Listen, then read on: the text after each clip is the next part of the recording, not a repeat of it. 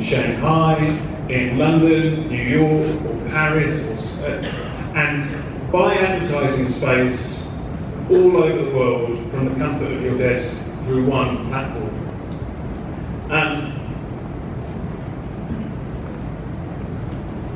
And we were founded in 2009. Our headquarters is actually a place called Ventura, which is a small suburban middle-class town about an hour and a half outside of Los Angeles.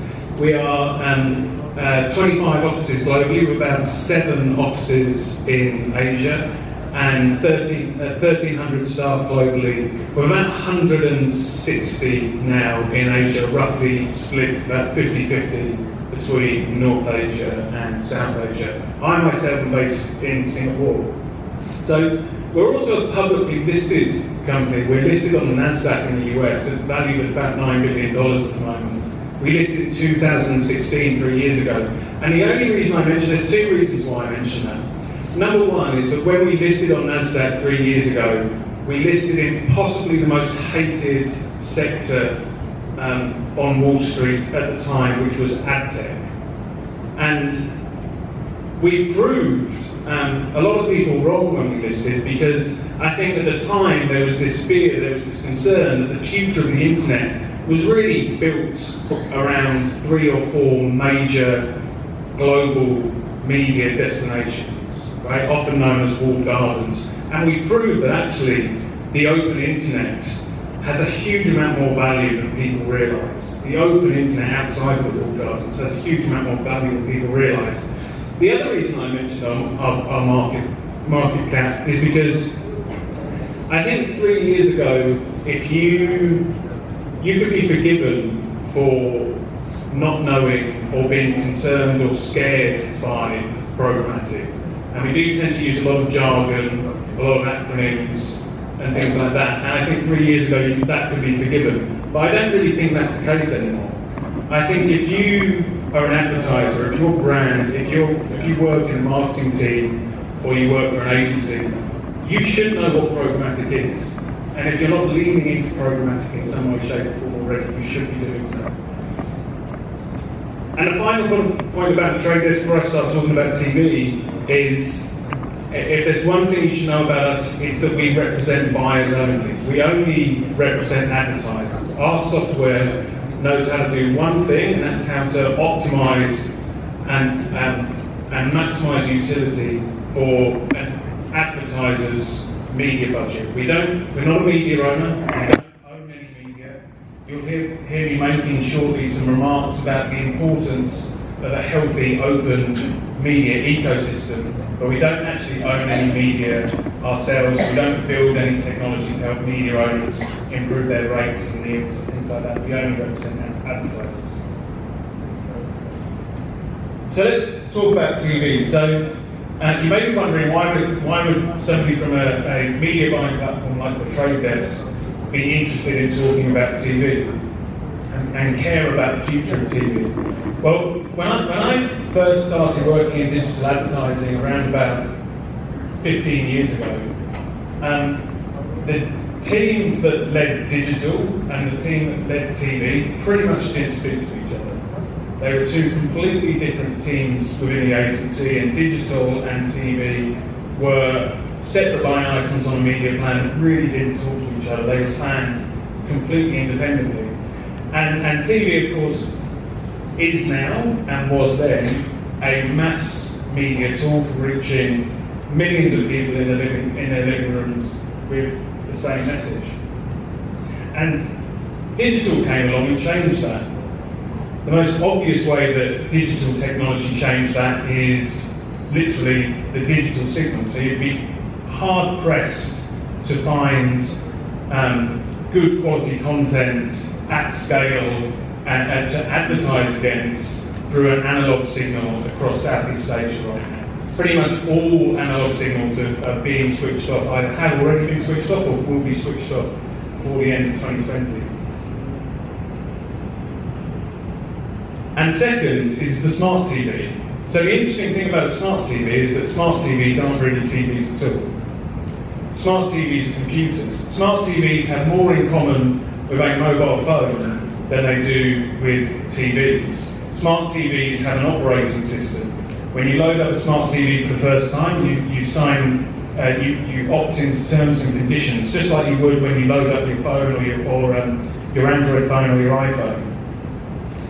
And because they're connected to the internet, because they have device IDs, we can track consumer behaviour. We can understand what consumers are watching, and that can also be mapped against what sort of content a consumer is watching on their mobile phone, what sort of content they're watching on their tablet device, their desktop, and so on. And it also means we can serve them targeted advertising on any one of those devices.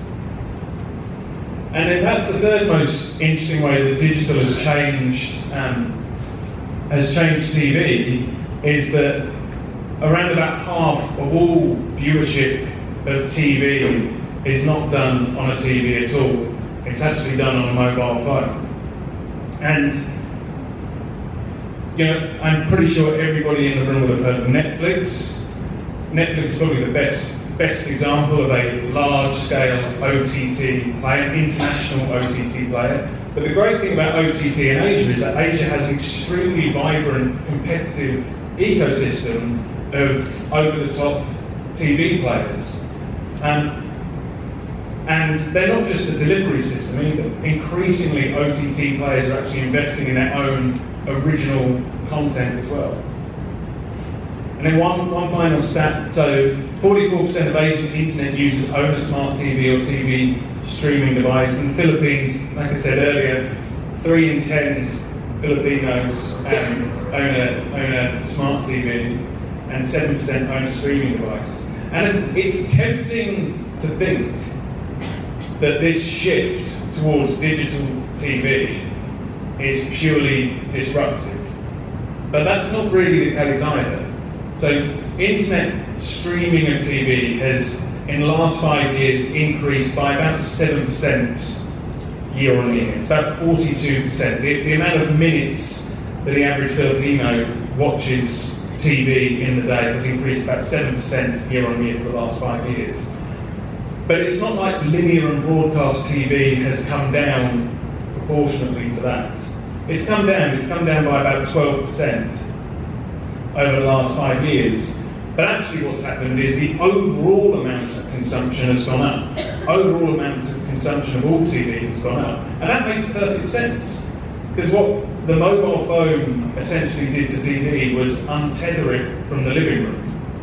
It meant that you can have, when you're on your commute, when you're picking the kids up from school, when you're on your lunch break, you have all of these pockets of time in your day where you're now able to fill up time consuming TV content that you didn't have before, when we only consumed TV content in the living room. And if you're like my wife's got a tablet, and she spends about at least an hour and a half almost every single night, when really she should have gone to sleep by now, in bed watching soap operas on her iPad. So there's all of this time during the day that we now populate consuming TV over mobile.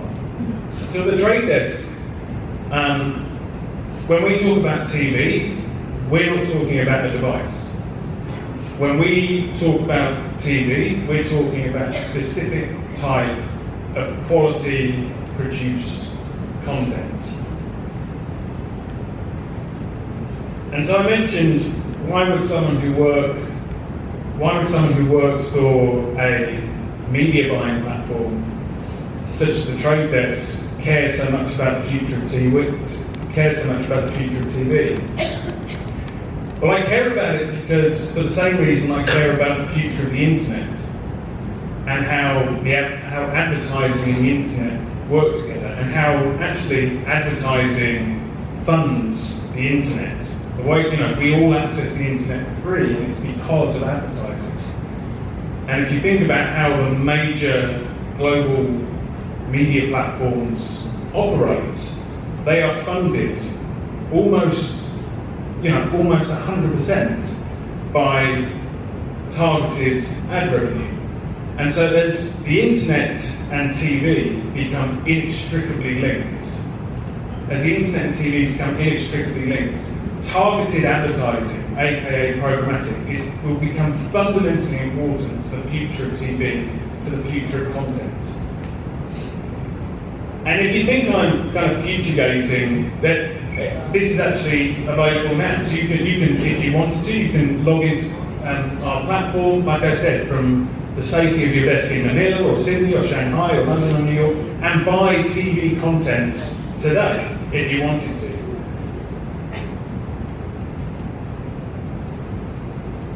But I think the bigger conversation is, where is this going? And similar to programmatic, I think if, hopefully some of you are already buying connected TV today. Hopefully some of you are already buying connected TV advertising space programmatically through a platform. But I think connected TV is moving very quickly from being a nice to have on a media plan to an absolutely essential must have on a media plan. And there's a few reasons why I think that. The first, so I'm not going to profess to be an expert in 5G technology. Please don't ask me questions about 5G technology at the end, I won't be able to answer them. But I do know a couple of things. I know that 5G will essentially lower the barrier to entries for consumers. It will mean more download speeds, increased bandwidth. It means we can all consume more content on our mobile devices when we're on the move, and it will drive prices down to be able to access that content as well. At the same time, 64% of the Southeast Asia population will become classed as middle and affluent class consumers over the next 10 years.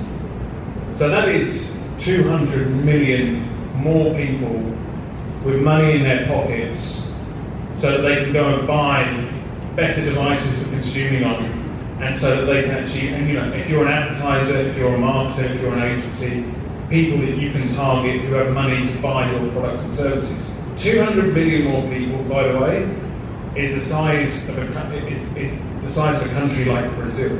This is like Brazil rocking up in Southeast Asia over the next 10 years on our shores. And at the same time, OTT companies are not just independent businesses that have entered into this space. There are big companies investing in OTT, big companies that will expect a return on their investment, whether it's manufacturing companies, telcos, ride-sharing companies, and so on. And we know that brand building is a long-term project. When you are targeting consumers particularly with a brand that has a long life cycle, long sales cycle, like a car, for example. If you want to buy a Mercedes, you might target somebody when they're 20 years old with a Mercedes ad. They probably won't be able to buy one until they're in their mid-30s. But brand building is a long-term project, and there's no question that certainly millennials, certainly the lower end of millennials and Gen Z are digital native. The only way to target these people will be on connected TV. That's where they're consuming the majority of their TV content. And so I urge all of you to consider, if you're not leaning into connected TV already, consider the merits, consider the importance of being a first mover in a space like this. Consider the merits of being a leader of a market, a shaper of a new market as it emerges, rather than being the follower of a trend. So let's shift gears just for a moment and talk about content, because I think content is a really key battleground for this emerging market of connected TV. So Netflix, who you all have heard of, Netflix have committed to just over a third of upcoming originals will be produced in languages other than English. 46% will originate from outside of the US and Canada. And View, which is a Hong Kong-based OTT company, last year they released 70 original titles across Asia and doubled their monthly active users to 30 million. And so there's no question that we're in a golden era of content. But we do have to ask the question, how will content pay for itself? particularly local content. It's too simplistic to think that any consumer can have 2, 3, 4, or 5 subscriptions. It just doesn't work. The economics won't work. The way that content will be able to pay for itself is through targeted advertising. And like I said, if you think of how the major global media platforms fund themselves, it's through targeted advertising. And as the world of TV and the world of the internet become inextricably linked, that's how content will have to pay for itself as well. And by the way, just something on local content that I was reading last night, that actually investment in local content, so take the Philippines, investment in local Filipino content generally has a 3x return on the economy. And that's because of all of the additional employment that exists around local content, whether it's catering or whether it's transport and rigging and things like that. So, this room is full of advertisers, marketers, agencies, brands, and so on. When you are thinking about where you spend your advertising dollars, I hope you don't equate local content and international content to be exactly the same. I hope you don't equate TV quality content and UGC quality content to be the same thing and measure them using the same metric, because they're not the same thing. And so why should you care? Why does this matter?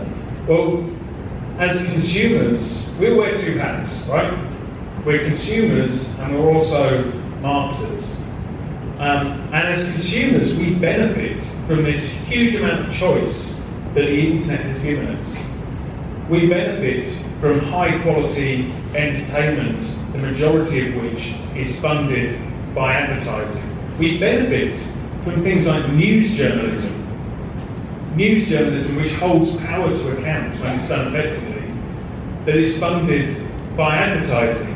So I hope that when you vote with your marketing dollars, these are things that you take into account. And it's going to become increasingly important as the worlds of TV and the internet converge. And so I'm a huge advocate for programmatic advertising. I really, really care about the success of programmatic advertising because I believe that the internet, the open exchange of ideas, particularly the open internet, and the way that it thrives will be through targeted advertising. Targeted advertising is better for advertisers, it's better for the media owners, it's better for consumers as well. And I don't mean to diminish the large global media platforms, but as I mentioned earlier about the Trade Desk's success over the last 10 years and over the last 3 years since we went public, no walled garden, no major global media platform is bigger than the open internet. It just isn't. The open internet is bigger than any one walled garden. And if we think about the Philippines on its own, so I know that 3.5 billion internet users is quite a large number, and it's difficult to digest. Even those of you in the room who have significant marketing budgets probably aren't looking to try and target all 3.5 billion internet users in the world. But as an example of the breadth of diversity and how much advertising space exists on the internet in the Philippines, we see, and this of course is outside of the walled garden advertising space, we see 7,000 video ad opportunities every second. 7,000 video ad opportunities every second just in the Philippines.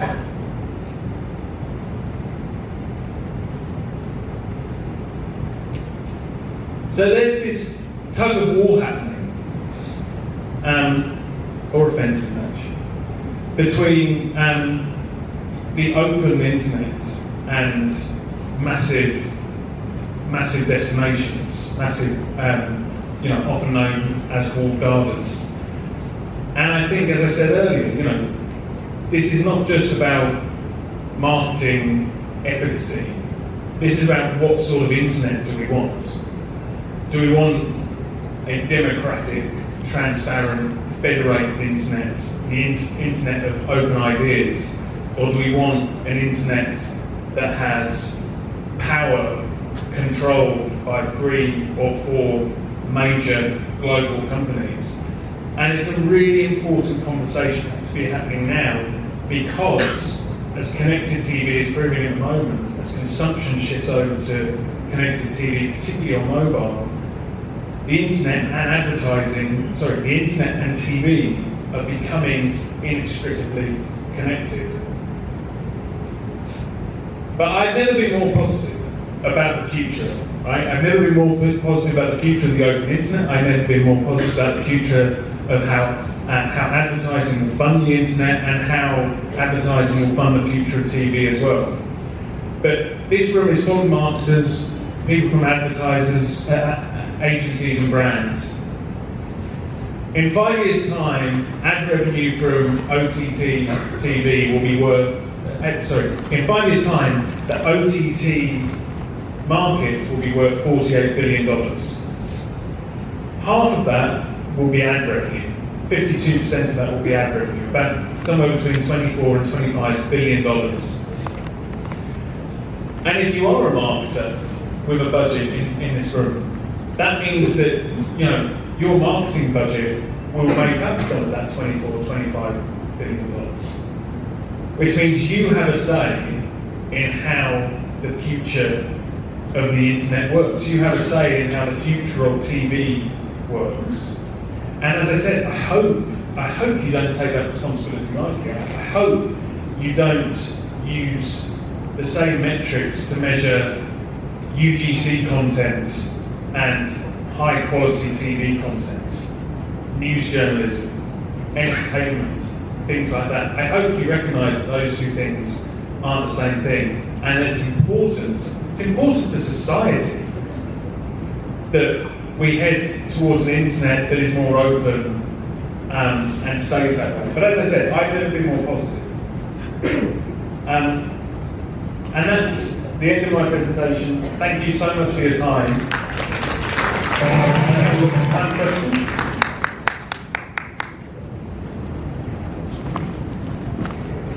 Thank you, Henry. Yes, I'm still wrapping my head around. There's so many platforms that who are media planners. Of course, our president.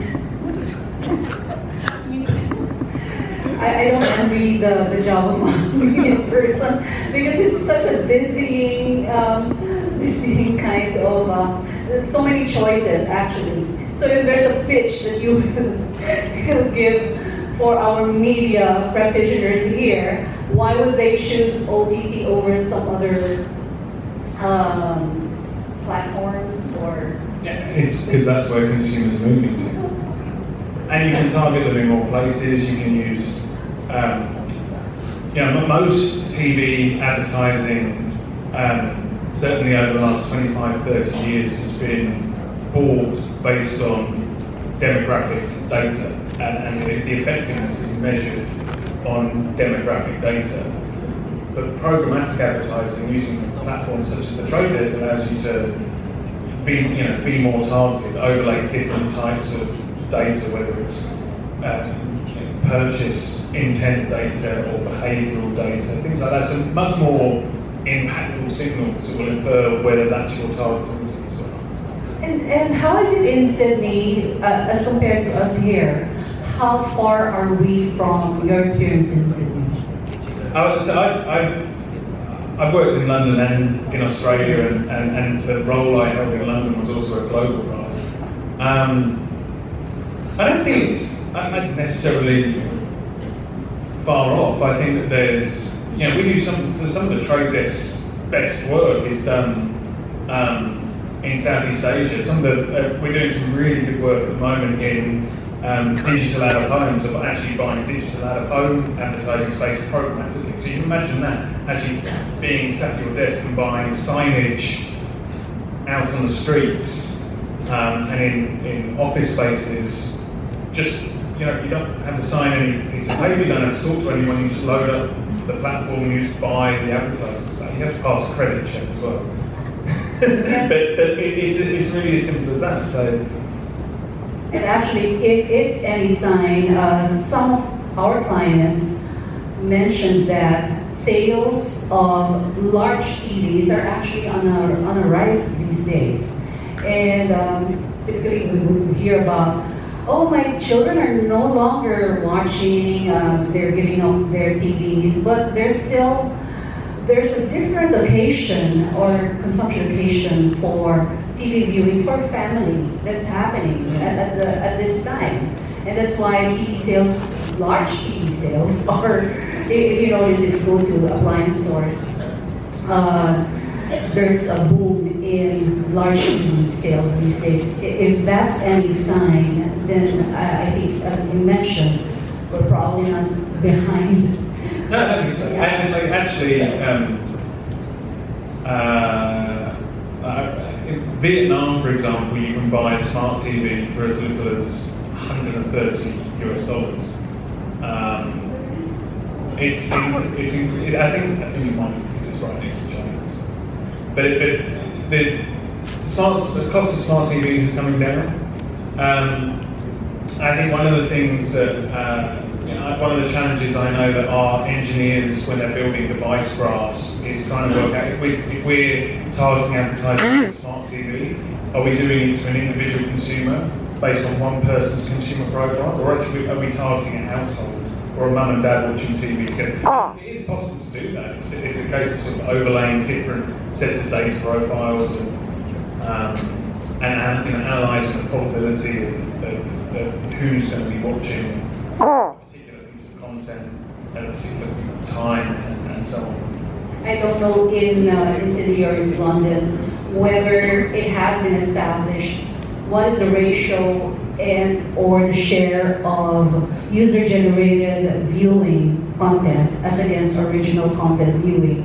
Would there have been any studies of that sort? I'm sure there's probably studies, so I don't know. That's something probably that we can take a look at to understand, the openness. I think so, but I also, like I said earlier, I think the danger is if you're a marketer comparing those two things and thinking that they're the same. Because what's happening is you wouldn't necessarily compare TV content on a TV to user-generated content. So it makes no sense now that TV content, just because it's delivered over the internet, to then compare that to user-generated content and measure it using a cost per completed view and think that that's the same thing. Particularly, the TV content has had a huge amount of investment made in it to make it particular quality to attract a particular type of audience, and that you couldn't necessarily say the same thing about user-generated content. That's true. Yeah.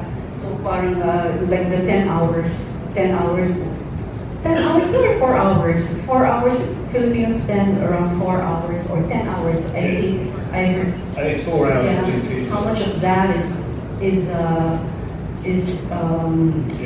spent on user-generated as against original content, right? So anyway, any question on the floor? Yes. Mr. Dennis. Hi, my name is Dennis. I'm at UD Present. So, just want to get your view on your assessment of this industry. Of course, we're highly still on linear TV. Right now, OTT is on the rise with more platforms coming in. But the evolution is the way I see it's a bit slow, coming from your traditional terrestrial broadcast. Now we're doing DTT before OTT. And I know for a fact, for example, in UK and I think Australia, where they now are changing the advertising gaps in order for them to be able to programmatically target a certain demographic, but not on OTT. They're reusing that set-top boxes in order for them to be able to deliver personalized messaging. So like automated content recognition. Exactly. Yeah. So I just want to understand. Of course, there's technology involved into it for that to happen. From your observation from those countries that have already leaped using the theme of this digital lead towards the future. How far is the Philippines from this that needs to happen in order for that to basically happen? So I think that markets like London, or the UK, Australia, or America, where so much consumption actually happens on smart TVs, and you'd see a much higher share of, if you look at overall internet TV consumption, you'd see a higher proportion in those markets will still be on a smart TV in the living room compared to mobile. Markets in Southeast Asia, including Philippines, are mobile-first markets that leapfrogged laptops and desktops, completely. And so those sort of markets, they capture automated content recognition data. They actually have chips in the TV that track consumer behaviour, and I think it's just a matter of time. I wouldn't like to put a time, on how far ahead or how far behind. I think it's just a matter of time. And there's like the really encouraging thing is almost every single conversation I have, particularly in the Philippines, is people do understand the benefits. It's just generating that critical mass and getting upstream within advertising, speaking to brands, and trying to like I said earlier, so much TV investment has been measured on demographic data, which a lot of that is guessing at the end of the day. If you've got other forms of more precise data, purchase intent data, or even offline sales data that you can use, bring it into a platform to make buying decisions on your behalf, that's a much better way of doing advertising, doing TV advertising. But there's a critical mass there, for sure, we need to get to.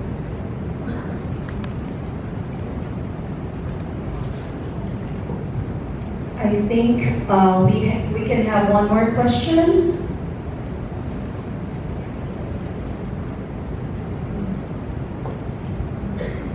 Otherwise, you can huddle with Henry after this session. Let's give a round of applause for Mr. Henry Shelby. Thank you. Thank you so much. So much to think about.